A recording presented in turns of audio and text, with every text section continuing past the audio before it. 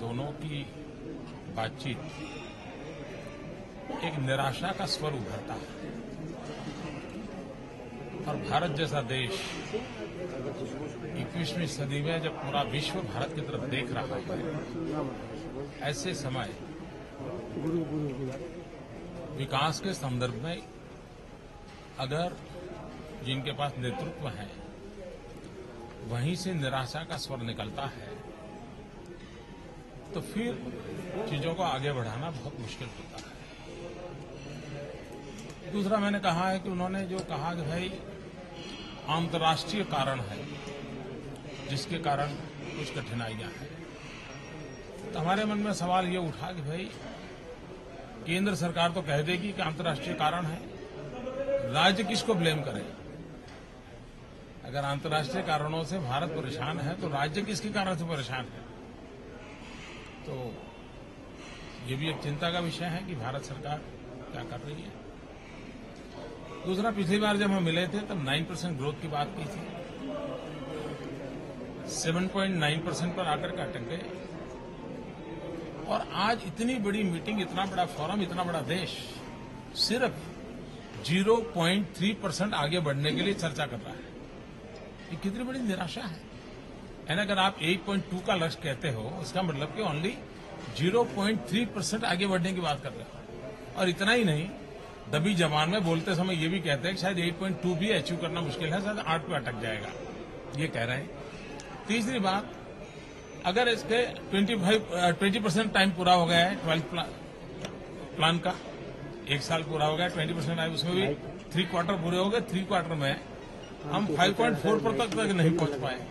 अगर 3 क्वार्टर में 5.4 पर नहीं पहुंच पाए हैं तो आप किस प्रकार से अचीव करेंगे? इसका कोई रोड मैप इस सारी व्यवस्था में वो दिखा नहीं पाए। कुछ और विषय है जिस पर मैंने आग्रह किया है, जैसे प्रधानमंत्री ने एनर्जी सेक्टर पर चिंता की है और खास करके फ्यूल के संबंध में चिंता की है। लेकिन देश का दुर्भाग्य है कि आज मोर देन 10,000 मेगावाट ये प्लांट अंडर यूटिलाइजेशन है और उसका मूल कारण फ्यूल की अवेलेबिलिटी नहीं है या फ्यूल पॉलिसी का प्रॉब्लम है और ये भारत सरकार का जिम्मा है। मेरे जैसे राज्य के पास आज 3,000 मेगावाट बिजली का प्लांट अंडर यूटिलाइजेशन है। अगर ये हम पूरी कैपेसिटी यूज नहीं कर पा रहे हैं तो हम देश को कंट्रीब्यूट नहीं कर पा रहे हैं। और इसलिए हमने कहा कि आप फ्यूल के संबंध में पॉलिसी, परमानेंट पॉलिसी का विचार कीजिए और डायनेमिक पॉलिसी का विचार कीजिए।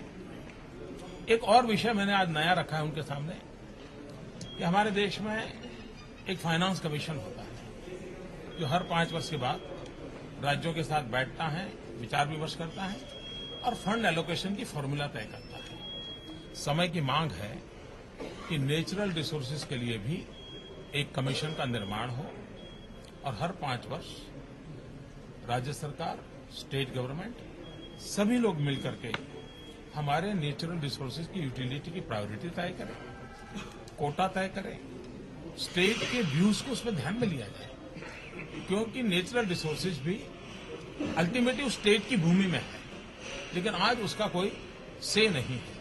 अगर ये एक नई व्यवस्था हम विकसित करते हैं तो अच्छा है। एनर्जी सेक्टर के लिए मैंने आपसे आग्रह से कहा है कि प्रधानमंत्री जी, आप चिंता तो कर रहे हैं लेकिन आप एनर्जी सेक्टर के इंफ्रास्ट्रक्चर के पर सीरियस नहीं है। भारत जैसा देश है जिसने स्मार्ट ग्रिड पर फोकस करना चाहिए। ट्रांसमिशन डिस्ट्रीब्यूशन के संबंध में जब तक हम स्मार्ट ग्रिड पर फोकस नहीं करेंगे हम इस समस्याओं का समाधान नहीं कर पाएंगे। मैंने आग्रह से उनके सामने विषय रखा है। दूसरा, मैंने कहा है कि भाई हमें एक डेमोग्राफिक बहुत ही बड़ा अवसर मिला है और देश का 65% पॉपुलेशन युवा है। हमारे विकास के केंद्र बिंदु में हम युवा को कैसे करें? और उसमें एक बात है स्किल डेवलपमेंट। प्लानिंग कमीशन ने एक आउटसोर्स करके किसी एजेंसी को स्किल डेवलपमेंट का पूरा प्लान किया, उसका काम किया। 2 साल हुए, रिपोर्ट तक नहीं आई और गुजरात सरकार ने अपने तरीके से एक काम आगे बढ़ाया था। हमने कौशल्यवर्धक केंद्र KVK, इसका एक नेटवर्क पूरे राज्य में खड़ा किया और लाखों की तादाद में स्किल डेवलपमेंट के मेरे यहाँ मिशन चल रहा है।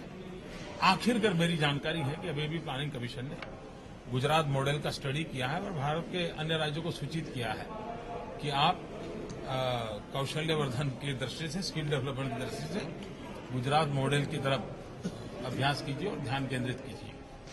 अब ये ऐसा एक इन्हें तो बहुत छोटा सब्जेक्ट है, लेकिन उसमें अगर 2-2 साल लग जाते हैं और अल्टीमेटली कुछ न करते हुए किसी राज्य के एक प्रयोग की ओर जाना पड़ रहा है, तो ये हम समझ सकते हैं कि किस प्रकार की पूरी व्यवस्था कितनी चरमरा गई है, उसका एक अंदाज आता है। मैं समझता हूं कि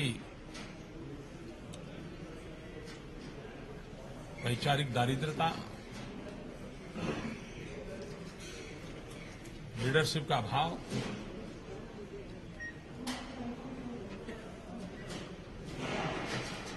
नीतियों का अभाव, पॉलिसी पैरालिसिस, इन सारे कारणों से एक बहुत ही स्टैग्नेंसी का अनुभव देश कर रहा है। नेगेटिव ग्रोथ की दिशा में हम जा रहे हैं और वो कभी भी देश का भला नहीं करेंगे। ये चिंता मैंने आज जताई है। देखते हैं प्लानिंग कमीशन उसको क्या करता है। मेरा जो रिटर्न स्पीच है वो तो आप लोगों को मिल गया होगा। ये जो बातें हैं मैंने मेरे भाषण में लिखी हुई है, उसके सिवाय की मैंने बताई है।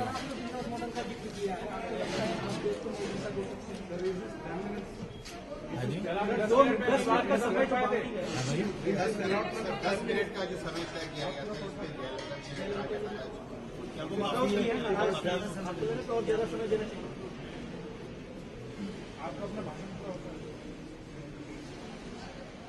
अब उनका बड़ा ही आग्रह था 10 मिनट का।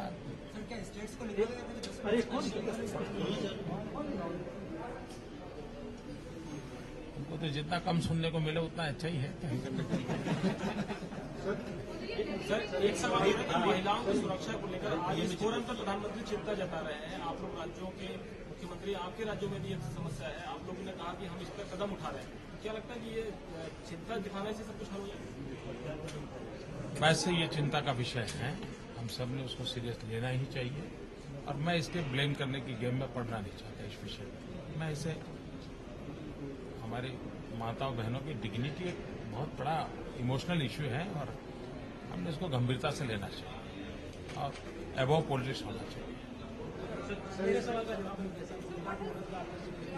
आपको लगता है आपका गुजरात मॉडल केंद्र की सियासत में लागू हो, आप लोग दे सकते हैं?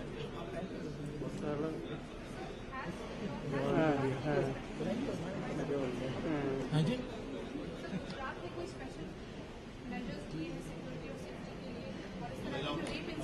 आज भी देश के जितने भी रिपोर्ट्स आते हैं उसमें गुजरात का सबसे अच्छा आता है और खास करके महिलाओं का। लेकिन फिर भी मैं मानता हूं कि हम सबका दायित्व है, किसका अच्छा किसका बुरा, कितने नंबर है, ये विषय ही नहीं है। एक घटना भी पीड़ादायक होती है। सर, जनवरी में आपका इन्वेस्टर समिट है, आपने काफी बारी ये समिट कर चुके हो। इस बार इस समिट में व्हाट काइंड ऑफ हमारा 10, 11, 12 ग्लोबल इन्वेस्टर समिट है। मेरा अंदाज है 100 से अधिक देश उसमें शरीक होंगे। आज तक के हिंदुस्तान में लगे हुए किसी भी एग्जीबिशन से बहुत बड़ा एग्जीबिशन लगने वाला है और उसमें सभी सेक्टर्स हैं। करीब 20 राज्य उसमें पार्टनर हो रहे हैं उस एग्जीबिशन के। मोर देन 30 कंट्रीज उसमें पार्ट ले रहे हैं। हमारा फोकस है एसएमईज के ऊपर, स्मॉल स्केल इंडस्ट्रीज पर को बल देना चाहिए। हमारा फोकस है नॉलेज पार्टनरशिप के लिए। हम चाहते हैं कि दुनिया की अच्छे से अच्छी यूनिवर्सिटीज की हमारी पार्टनरशिप कैसे बढ़े, उन चीजों पर हमारा फोकस है। तो ये एफडीआई रिटेल में जो लाने की मंशा है सरकार की, इस पर आपका क्या विचार है? काफी डिबेट हो चुकी है और मेरी पार्टी ने अपना स्टैंड भी बता दिया है। सर, बड़े यहाँ खबरें हैं कि आप अगला लोकसभा का चुनाव उत्तर प्रदेश से लड़ेंगे, लखनऊ या फैजाबाद?